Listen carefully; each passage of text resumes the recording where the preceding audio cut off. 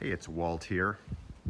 I wanted to show you my office that's under construction here. It's this beautiful old famine cottage with that amazing fireplace. It's going to be a wood stove that goes in there and some beautiful doors that go where that door is supposed to be.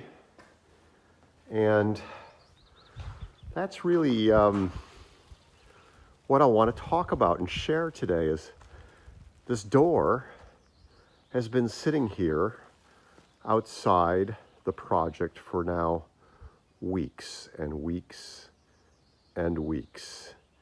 And we have been trying to get a hold of the contractor to put the door in.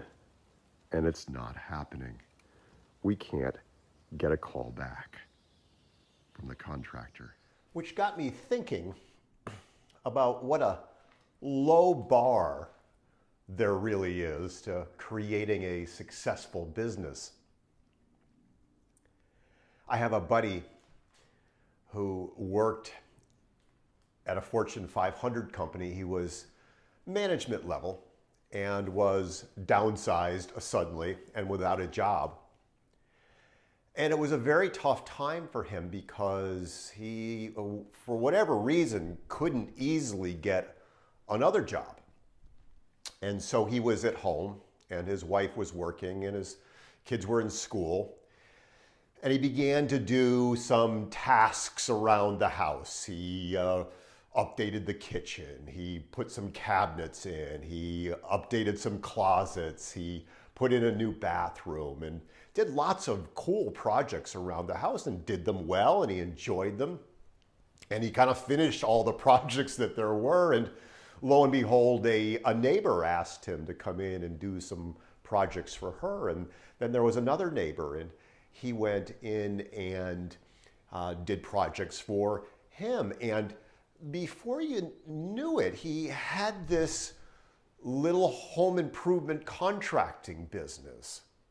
And it became this tremendous success fairly quickly. And not because he was a master craftsman. He was good, he was adequate, his work was beautiful. It wasn't because he was a master craftsman. It was because he would show up on time. He would return his phone calls. He would do what he said he would do when he said he would do it. Because he didn't know any other way. He had been in business, he had been in management, and that's the way he showed up in the world. And that's rare air. That's a rarity today. You know, it's amazing to me that one of the biggest complaints that many of my colleagues have, in fact, they lead to disciplinary proceedings for way too many lawyers and solicitors. The biggest complaint is that lawyers don't return their phone calls. They're not in communication with their clients, which just baffles me because we're in the personal service business. And all of business is personal service. You know, you can have the greatest product in the world. You can be the greatest wealth manager or planner or accountant, physician. You can be a great coach. If you're not creating relationship and being in relationship, it's all for naught. You know, business at its core is about making promises and keeping promises. It's about building and nurturing and sustaining relationships. It's about communicating. It's about serving. And yes, it's easy to get caught in the weeds of our business. It's easy. There's so much coming at us all of the time.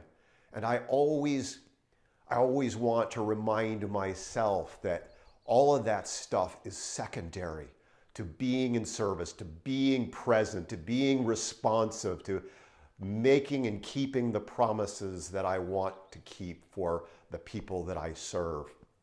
And I think it's always a great question to hold. How can I show up even more powerfully in the world from that place of service, from that place of care, from that place of deep relationship.